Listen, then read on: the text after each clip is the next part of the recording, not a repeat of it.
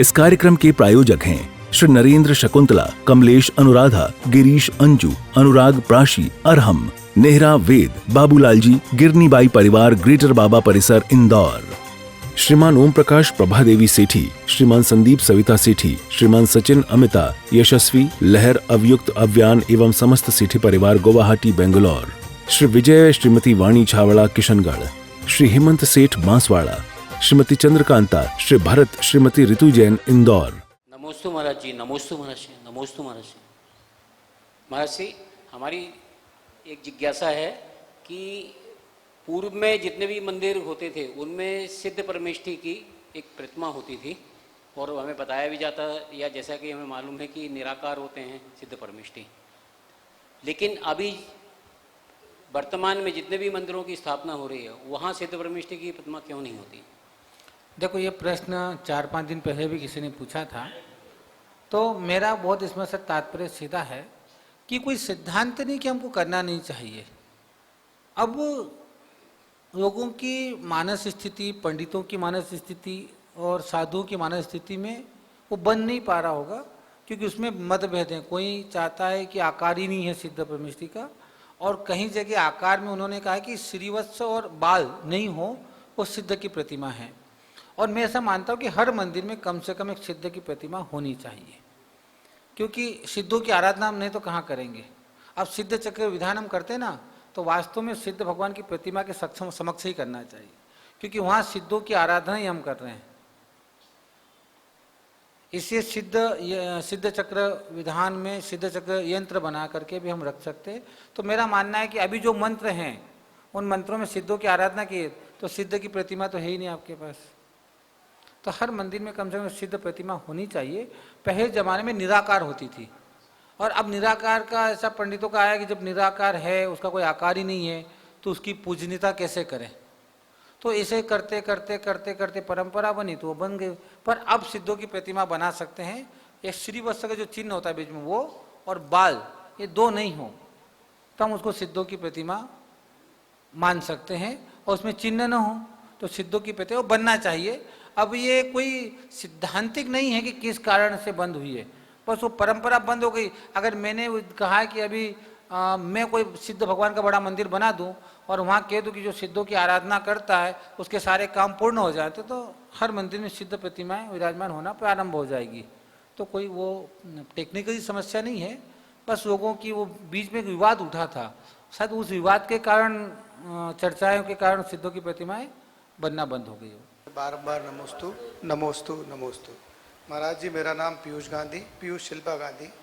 मेरी जिज्ञासा ये है कि जो 4 कषाय चौकड़ी है, अनंतानुबंधी, प्रत्याख्यान, अप्रत्याख्यान, ये क्या सिर्फ स्थितिजन्य है या भाव से भी होती है? क्योंकि बोलते 6 महीने से ज़्यादा का, तो क्या ये स्थितिजन्य है या इसका और भी कोई वो है? देखो, जितनी कषाय हैं, द्रव्य भाव सबके साथ लगेगा।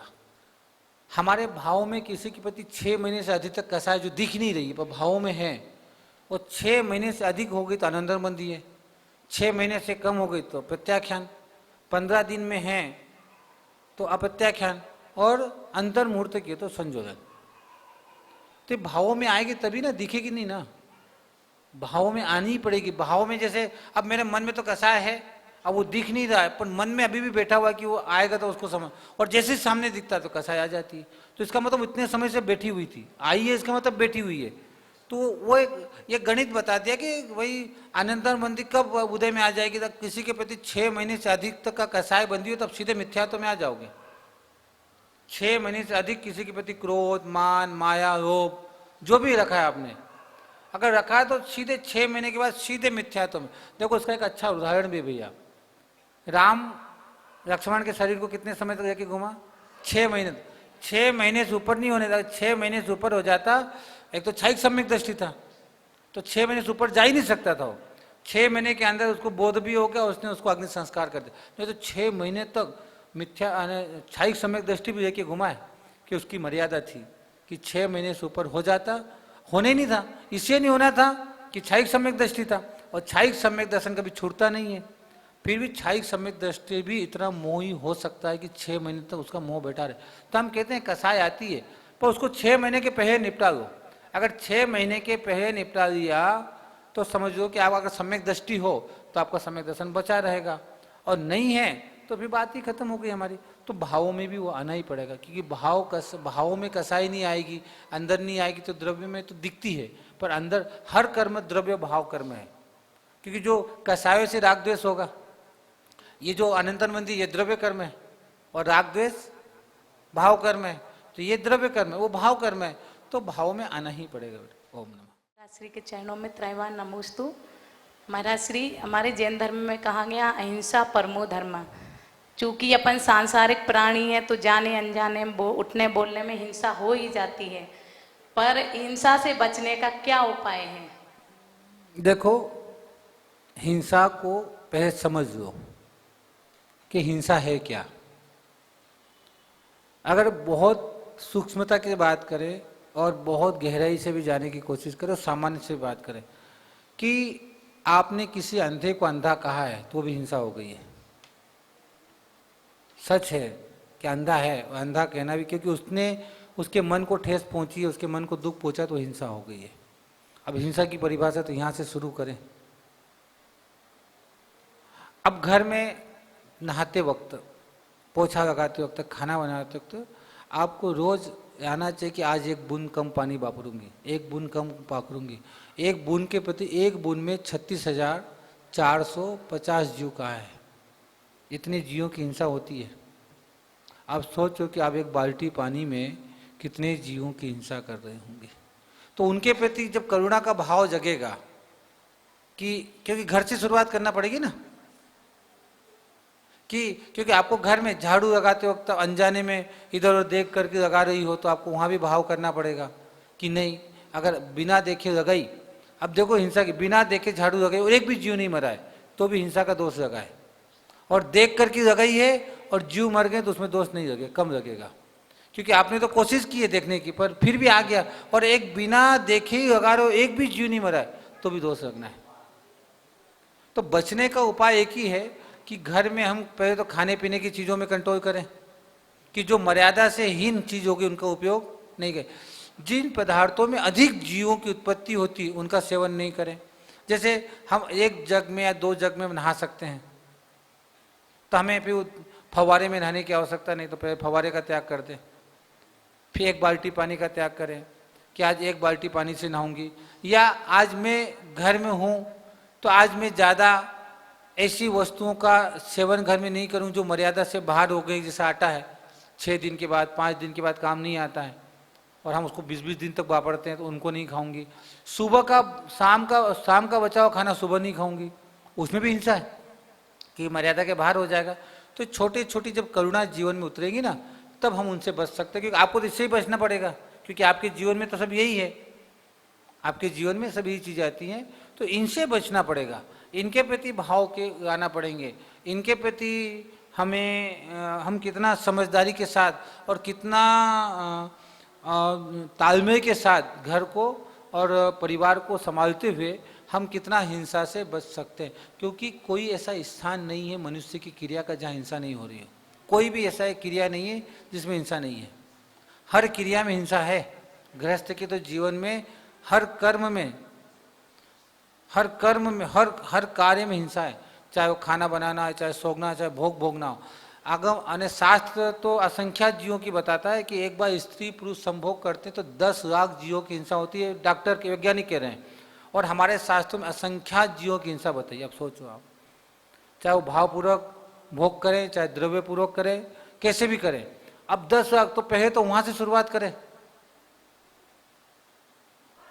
तो ये बहुत सारी चीजें हैं कि जो गृहस्थ में जो अति होने लगी है, उस अति को उपयोगी बना दें कि जितना जरूरी है उतना हम घर में काम करें और जितना उपयोगी नहीं है। इससे जो उपवास किए जाते हैं ना, सब प्रकार का आरंभ और परिग्रह त्याग करके उपवास करते, तो उपवास का फल है कि उपवास करने के बाद भी हिंसा से बचने के लिए उपवास किया जा रहा है। और उपवास में तो ज्यादा काम होता है, क्योंकि आप कुछ काम तो है नहीं, है ना। ओम नमः। नमस्तु भगवान, नमस्तु। मेरा नाम संजय कुमार जैन है। मेरा सवाल ये है कि हम प्रातःकाल जिनालय में अभिषेक, शांति धारा, मार्जन स्थापना की क्रिया करते हैं। इन संपूर्ण क्रिया में स्त्री वर्ग को निषेध किया गया है। अगर मैं श्वेतांबरी जिनालय की बात करता हूं तो उसमें अधिकतम क्रियाएं स्त्री वर्ग के माध्यम से की जाती है। तो गुरुवर मेरी शंका यह है, जब दोनों जिनालय में तीर्थंकर और शास्त्र जिनवाणी का कथन में समानता होते हुए क्रिया, संपूर्ण क्रिया की जो समापन होता है, इतना विराट विरोधाभास क्यों? संजय जी, दो चीजें स्पष्ट समझ रहे हम। अगर हम आगम की बात करते हैं तो आगम के दिगंबर जैन समाज के मूल आगम के शास्त्रों में कहीं भी स्त्री को अभिषेक करने का निषेध है ही नहीं। पर वर्तमान में जो पंथवाद हमारे यहाँ चल गया है, तेरा पंथ, 20 पंथ, कांजी, अन्य अन्य जो पंथों की स्थापना हो गई है, ये उन पंथों के विद्वानों की या उस पंथ के जो पोषक हैं उनकी ये सब उपज है। आगम के किसी भी शास्त्र में ऐसा प्रमाण आज तक नहीं मिला है कि स्त्री अभिषेक या स्त्री कोई भी कार्य धार्मिक आयोजन नहीं कर सकती है। कारण है उसका कि आदि पुराण है, पद्म पुराण है और भी अनेक ग्रंथ हैं जहाँ स्त्री अभिषेक का वर्णन हमें मिलता है। ऐसे 13 ग्रंथ हैं। कितने ग्रंथ हैं? 13, जिनमें कहीं ना कहीं स्त्री अभिषेक का वर्णन हमें स्पष्टता के साथ मिलता है। पर ठीक है, ये जो चीज़ें हैं निषेधात्मक आप नहीं करते हैं, वो आपकी मंदिर की परंपरा है, चलेगा, कोई दिक्कत नहीं है। आपके मंदिर में नहीं होता हो, पर होता ही नहीं है और आगम में नहीं है, ऐसा कहने वाला निश्चित रूप से मिथ्यात्व का बंद करेगा और पाप का बंद करेगा। और हमारे मंदिर में नहीं होता है, हमारे समाज में कभी नहीं हुआ है, इन प्रकार की चीज़ें होती हैं तो हम उसको स्वीकार कर सकते हैं कि व्यक्ति जिस समाज में रहता है, जिस मंदिर में रहता है, तो वहाँ शांति बनी रहे और जिसमें शांति काम करती वो काम हमें करना चाहिए। पर आगम के अनुसार किसी भी शास्त्र में निषेध नहीं है, क्योंकि आचार्य शांति सागर जी महाराज हमसे ज़्यादा ज्ञानी थे, उन्होंने इसको स्वीकार किया है।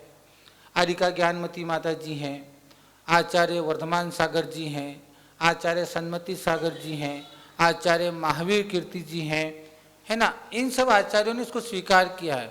और मुझे ऐसा ध्यान नहीं रखता कि आचार्य श्री विद्यासागर जी महाराज ने भी किसी भी प्रवचन में सार्वजनिक रूप से स्त्री अभिषेक और इनका निषेध किया हो। मुझे आज तक कोई ऐसा प्रवचन सुनने में उनका आया भी नहीं है और न उनके लिखने में आया है। तो निश्चित रूप से आचार्य से जब बुंदेलखंड साइड गए होंगे तो वहाँ जो परंपरा थी उन्होंने उस परंपरा को स्वीकार किया कि भाई समाज को डिस्टर्ब करने का हमारा कोई अधिकार भी नहीं है कि हम उसको अधिकार में रहें कि आप ये करो वो करो। ऐसा साधुओं को करना भी नहीं चाहिए। जहाँ जिस परंपरा से चलता हो साधु को क्योंकि वो हमारी क्रियाएं नहीं हैं, वो किसकी क्रियाएं? श्रावक की। हम अपनी क्रियाओं का पालन करें। तो आगम के किसी भी शास्त्र में निषेध नहीं है, ये स्पष्ट है।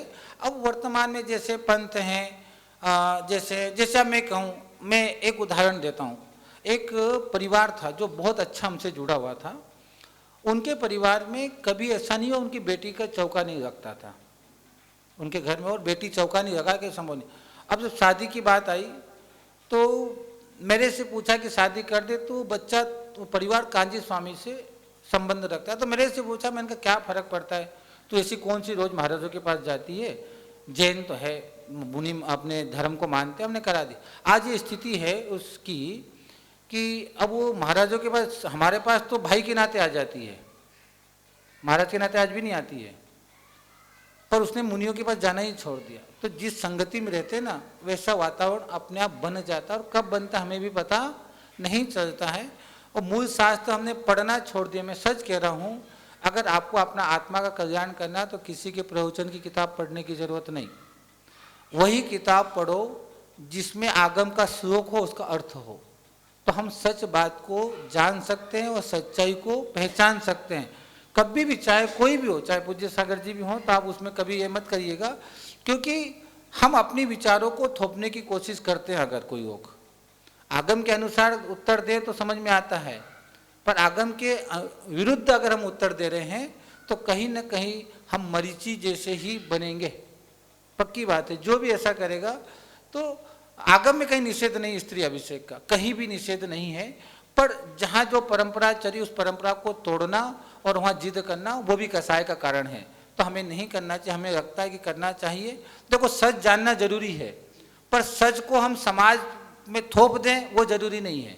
सच क्या है उसको जान रहे, फिर वहाँ जो परंपराएं चलती है उसको स्वीकार करके हमको रोज पूजा वहीं करना है, वहीं मंदिर में रहना है। और आपको लग रहा है कि यार मुझे कुछ गलत रखा तो बहुत अच्छा, अपना स्वयं का मंदिर बनाए, अपना स्वयं का चैत्यालय बनाए, हम आगम के अनुसार अपनी चर्या को पालन करने की कोशिश करें, पर समाज को तोड़ने का काम हमारा अधिकार नहीं है। अगर जहाँ स्त्री अभिषेक नहीं होता तो हमें वहाँ जिद भी नहीं करना चाहिए। और हमारे घर में कोई आ भी जाए, हमको कोई समझाए, तो भी हमें अपनी मान्यता को छोड़ना नहीं चाहिए। और मान्यता को छोड़ दी तो मिथ्यात्व में चले जाओगे, निश्चित रूप से चले जाओगे, क्योंकि आप कंफ्यूजन में हो गए हो कि ये सही था या वो सही था। अब इसको कौन सा मिथ्यात्व कहते हैं? संशय मिथ्यात्व। मिथ्यात्व 5 भेद: एकांत, विपरीत, विनय, संशय और अज्ञान। तो इन गफड़ों के बजाय जहाँ जो चलता हो उसको अपनाएं और आगम की बात को हृदय में बिठा करके रखें कि आगम में है, पर हम जिस वातावरण में रहते हैं उस वातावरण में नहीं होता है। क्योंकि एक ध्यान रखना विनोद जी, भगवान का पंचामृत अभिषेक होना है, जल अभिषेक होना है, भगवान की मूर्ति को जरूरी नहीं है, ये हमारा कर्तव्य है। क्या समझे? अगर जिस मूर्ति पर पंचामृत नहीं होगा तो मूर्ति अप्रतिष्ठित हो, ऐसा नहीं है, या जिस मूर्ति पर नहीं हो रहा हो ऐसा नहीं। वो मूर्ति की अवस्था पंच कल्याणक तक की है। पंच कल्याण के बाद मूर्ति पर अभिषेक करना ये श्रावक का कर्तव्य है। तो ये हमारा विवेक होना चाहिए कि अगर कसाय हो रही है हमारे किसी विवाद से, तो उस कसाय को छोड़ने के लिए हमें उस मंदिर की परंपरा को पकड़ लेना चाहिए, वही बढ़िया है ना। और हमें लगता है कि हमें इस परंपरा में संतुष्टि नहीं है, तो उस क्षेत्र में जहाँ वो मंदिर हो वहाँ जाकर हमें पूजा पाठ करना चाहिए। ओम नमः। इस कार्यक्रम के प्रायोजक हैं श्री नरेंद्र शकुंतला, कमलेश अनुराधा, गिरीश अंजू, अनुराग प्राशी, अरहम, नेहरा वेद, बाबूलाल जी, गिरनी बाई परिवार, ग्रेटर बाबा परिसर, इंदौर। श्रीमान ओम प्रकाश प्रभादेवी सेठी, श्रीमान संदीप सविता सेठी, श्रीमान सचिन अमिता, यशस्वी लहर अवयुक्त अव्यान एवं समस्त सेठी परिवार, गुवाहाटी, बेंगलोर। श्री विजय, श्रीमती वाणी छावड़ा, किशनगढ़। श्री हेमंत सेठ, बांसवाड़ा। श्रीमती चंद्रकांता, श्री भरत, श्रीमती ऋतु जैन, इंदौर।